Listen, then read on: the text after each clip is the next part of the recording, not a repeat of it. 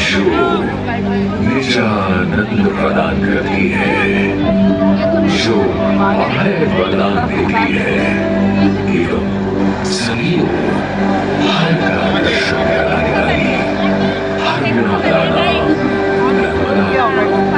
हम सागर नमन करते हैं।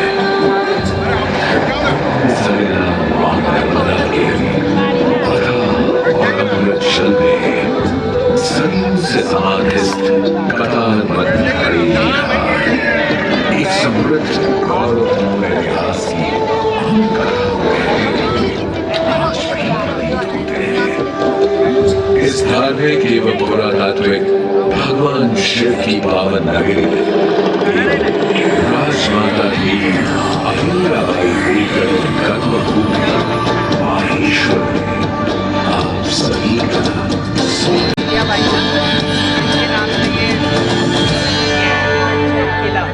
महेश्वर, जिसका इतिहास भारतीय पुरातत्वविद स्वर्गीय वाकरकर जी और उनके दल के शोधानुसार हड़प्पा संस्कृति से भी प्राचीन होने की संभावना को व्यक्त करता है। वहीं पौराणिक काल में रचित वेदों, पुराणों और उपनिषदों इत्यादि में इसका वर्णन माहेश्वरी के नाम से किया गया है। इस नगर का उल्लेख रामायण और महाभारत जैसे धार्मिक ग्रंथों में भी मिलता है। ऐसी मान्यता है कि त्रेता युग में माहेश्वरी है वंश के चक्रवर्ती सम्राट कार्तवीर्य अर्जुन की राजधानी थी। 1000 भुजाओं के साथ जन्म लेने वाले कार्तवीर्य अर्जुन को सहस्रार्जुन के नाम से भी जाना जाता है, जो आगे चलकर सम्राट बने और उन्होंने ही माहेश्वर या कहें उस समय की माहेश्वरी को बनाया और बसाया। इसी नगरी में सहस्त्रधारा स्थान पर 7 कुंड विद्यमान है, जहाँ सहस्रार्जुन भगवान दत्तात्रेय की उपासना किया करते थे, जिससे उन्हें अनेक दिव्य शक्तियां प्राप्त हुई।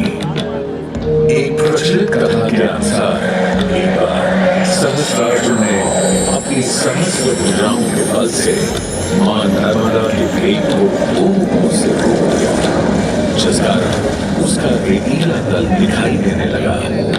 तदुपरांत गगन में मात पूछते अपने पुष्पक विमान में विराजित लंकाधिपति रावण ने जब यह रेतीला तल देखा तो उन्हें अपने आराध्य भगवान शिव की प्रार्थना करने हेतु यह एक उपयुक्त स्थान लगा।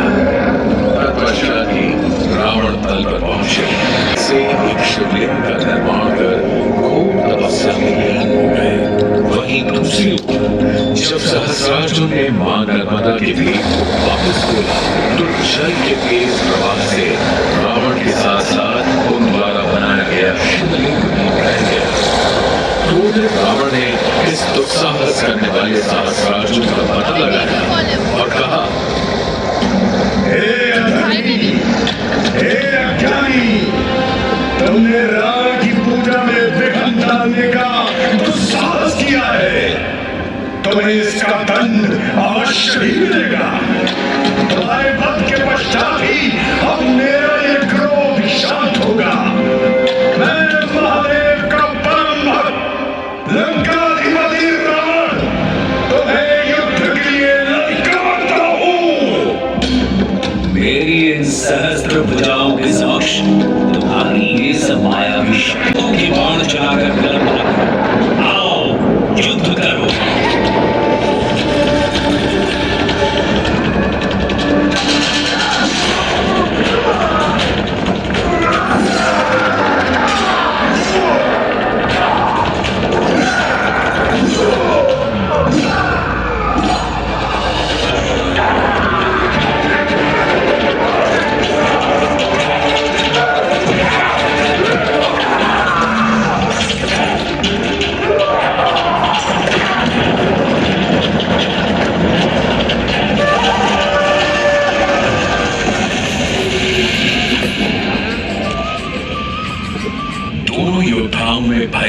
युद्ध हुआ।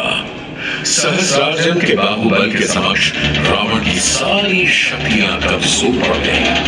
अंततः युद्ध में सहस्रार्जुन विजयी हुए।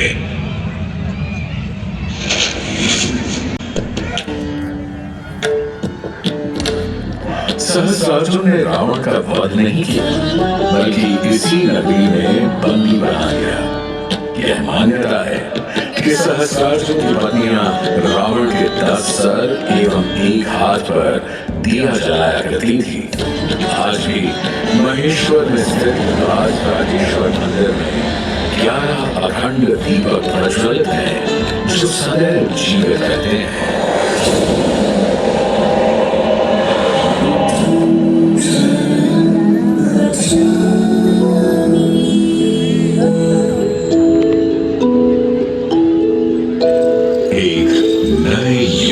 सूर्योदय हुआ। एक ऐसा युग जिसमें युवराज ने एक आध्यात्मिक यात्रा कर भिक्षु बनने का सफर तय किया। ये युवराज बाद में महात्मा उनके असंख्य अनुयायी एवं शिष्य बने, जिनमें मगध साम्राज्य के सम्राट अशोक का नाम भी आता है। सम्राट अशोक के दादा चंद्रगुप्त मौर्य ने लगभग 4वीं शताब्दी ईसा पूर्व में अवंती को जीतकर उसे अपने साम्राज्य का हिस्सा बना लिया था। अवंती उस समय 16 महाजनपदों में एक जनपद था, जिसकी 2 राजधानी थी, उज्जैनी और माहेश्वरी, यानी आज का महेश्वर। माना जाता है कि तभी से ये क्षेत्र प्रारंभिक बौद्ध धर्म और जैन धर्म का केंद्र बन गया। सम्राट अशोक ने धर्म के प्रचार प्रसार करने हेतु कई स्तूप और विहार बनवाए, जो बौद्ध धर्म की परंपरा का हिस्सा बने। इस समय से थोड़ा तो बाघ और बेहतरीन देखने को मिलता है। महेश्वरी इमारत 416-17 ईस्वी का एक ताम्रपत्र शिलालेख, जिसे आधुनिक महेश्वर के रूप में पहचाना जाता है, इस विहार के लिए अनुदान की बात करता है। ऐसा भी मानना है कि 10वीं ईस्वी तक बौद्ध धर्म के पतन के साथ गुफाओं को संभवतः त्याग दिया गया था और बाद में ये गुफाएं इस क्षेत्र के बाघों का निवास स्थान बन गईं। इसीलिए इन्हें बाघ नाम मिला। समय का पहिया निरंतर चलता न जाने कितने ही राजवंश आए और चले गए, लेकिन महेश्वर का अस्तित्व सदैव जीवन ही रहा। कई सदियों बाद महेश्वर एक बार फिर गौरवान्वित हुआ, जब सन 1767 राजमाता देवी अहिल्याबाई होलकर रानी बनाया। सादगी पूर्ण जीवन का प्रतीक मानी जाने वाली देवी अहिल्याबाई ने शाही सिंहासन पर न बैठ राजगद्दी से अपना शासन चलाया। उनका जीवन बड़ा अनुशासन प्रिय था। वे योग, ध्यान, पूजन, राज दरबार के कार्य निश्चित समय पर संपादित करती थी। अपनी प्रजा के उद्धार के लिए लोक माता देवी अहिल्याबाई होलकर ने शंकर अग्निवरुण यानी श्री शंकर के आदेशानुसार की शाही मोहर के साथ ही अपना प्रशासन किया। लोक माता देवी अहिल्याबाई होलकर ने सबसे पहले इस पवित्र मां नर्मदा के तट पर एक भव्य किले का निर्माण कराया, जिसे अहिल्या महल या कहें महेश्वर का किला के नाम से भी जाना जाता है। प्राचीन भारतीय निर्माण का युद्ध कौशल और उत्तम उदाहरण ये किला लगभग 2 वर्ग किलोमीटर के क्षेत्र में फैला हुआ है। इस किले के वर्तमान स्वरूप में छोटे बड़े 5 मुख्य द्वार, बड़े दरवाजों पर द्वारपालों के कक्ष, नियमित अंतराल पर 20 विशाल बुर्ज शामिल हैं। अहिल्या द्वार से सीधे एक सड़क अहिल्या महल की ओर जाती है, जिसे राजवाड़ा कहा जाता है।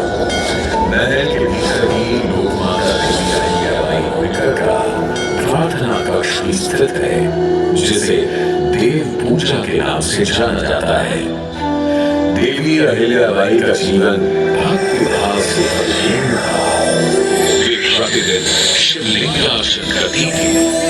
आज भी राजवाड़ा में पार्थिव शिवलिंग पूजन किया जाता है।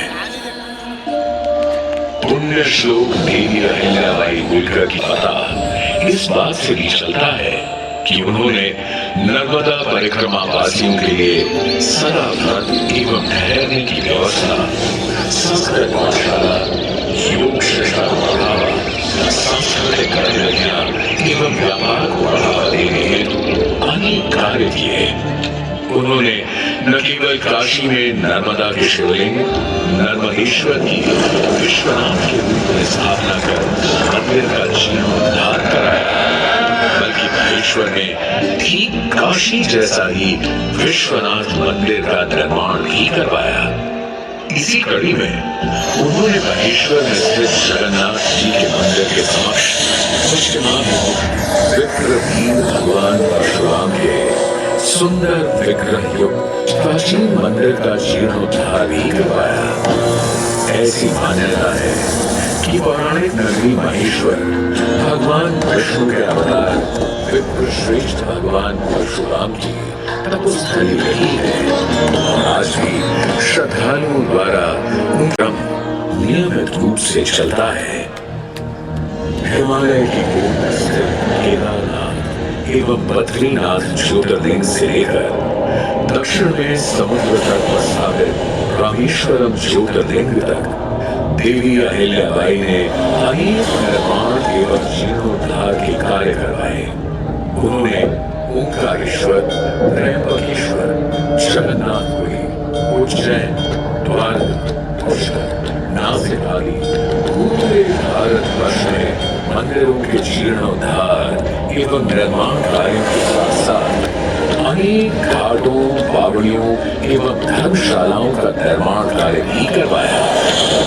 अपनी प्रजा की हर संभव सेवा करने के बारे में सोचती रहती राजमाता देवी अहिल्याबाई होलकर को एक रात उनकी बहू कृष्णाबाई ने कहा, माता सुने, ऐसी क्या बात है जो आपको इतनी देर रात विचलित कर रही है? नहीं नहीं, ऐसा कुछ नहीं। हम तो बस कुछ नए कानून लाए हैं जिनसे स्त्रियों के अधिकार सुरक्षित हो सके। अब हमारे राज्य में विधवाओं को पति की संपत्ति पर तथा पुत्र को गोद लेने का अधिकार मिल सकेगा। इसके अलावा न्यायपालिका को मजबूत करने के लिए राज्य में नियमबद्ध न्यायालयों का निर्माण कराया जाएगा। ये तो प्रजा के लिए बहुत ही अच्छा होगा माँ साहब। पर माँ साहब, आपने सुरक्षा के विषय में भी कुछ सोचा है? क्योंकि कुछ समुदाय समाज से खुद को अलग समझते हैं। तुम्हारा इशारा मैं समझती हूँ कृष्णाबाई। मैंने विभिन्न समुदाय के लोगों को समाज की मुख्य धारा में लाने का फैसला कर लिया है। मैं उन्हें उनकी पहाड़ी अस्थिरता से हटा ईमानदार किसानों के रूप में ऐसे भी कर चुकी हूँ। सुरक्षा की समस्या हल होते ही हमारे राज्य में व्यवसाय में बढ़ोतरी होगी।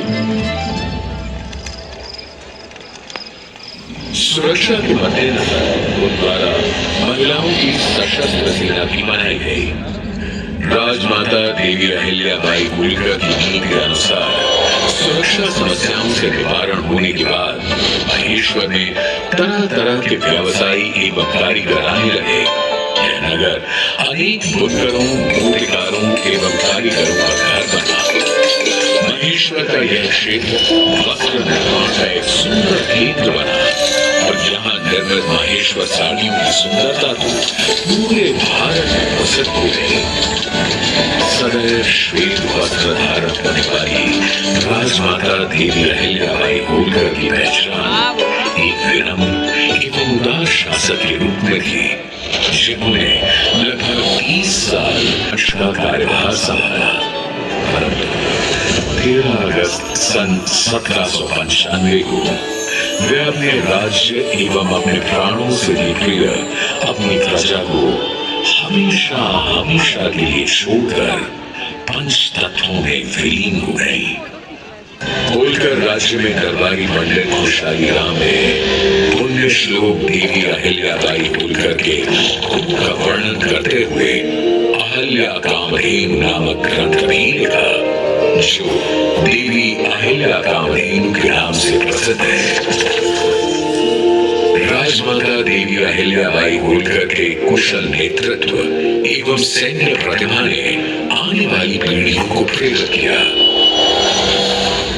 19वीं शताब्दी के शुरुआती दौर में होलकर राजवंश से ही महाराजा यशवंतराव होलकर ने ब्रितानी हुकूमत के खिलाफ जंग छेड़ ली। अंग्रेजों को भारतीय सरजमीन से खदेड़ना शुरू कर दिया।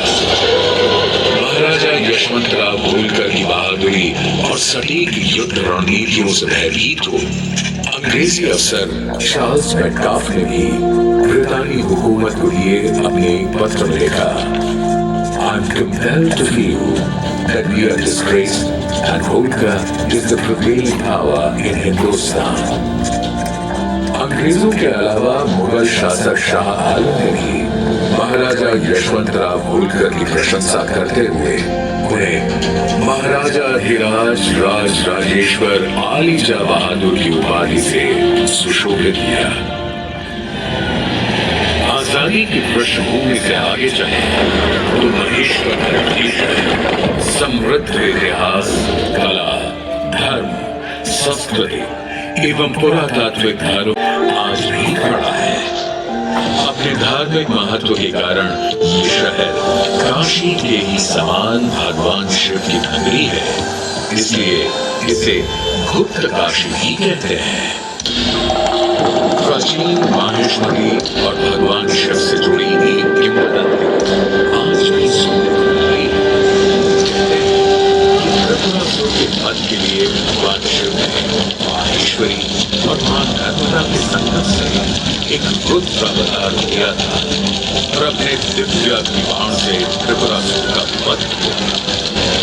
अग्नि की प्रार्थना से भगवान शिव ज्वालेश्वर और कालेश्वर के रूप में 2 मंदिरों में आज भी विराजमान है।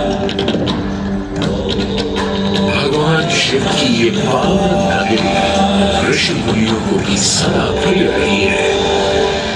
महेश्वर घाट से लगभग 20-30 किलोमीटर दूर मां नर्मदा के तट पर महर्षि दधीचि।